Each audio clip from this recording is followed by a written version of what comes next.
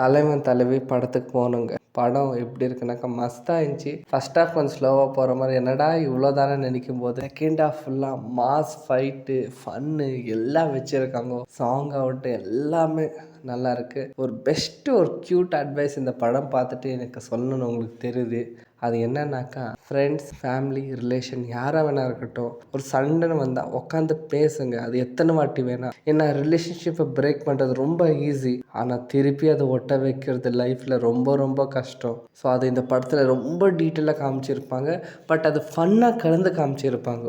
ஓகேவா? So be careful with relation. அதே மாதிரி கிளைமேக்ஸ் சீனு எண்டு கடை போட்டோன்னே ஓடிட்டாதீங்க. அதில் கூட நம்ம டைரக்டர் வந்து படம் சீன்ஸ் வச்சிருக்காரு. நிறைய பேர் போயிட்டாங்க. பட் இருந்தாலும் நாங்கள் பார்த்துட்டு தான் வந்து லாஸ்ட்டில் சொல்கிறான் பாரு யோகி பாபு டயாக்கு, அவங்க சொல்கிறது கூட நல்லா தான் இருந்துச்சு அந்த டைலாக்கு. ஓகேங்க, இதோட வீடியோ பிடிக்கிறேன். நன்றி, வணக்கம். சேனலில் சப்ஸ்கிரைப் பண்ணிட்டு லைக் அண்ட் ஷேர் பண்ணுங்கள். நம்ம ரிவ்யூ பிடிச்சிருந்துச்சுன்னா ஒரு கமெண்ட் பண்ணிக்கோங்க. தேங்க்யூ.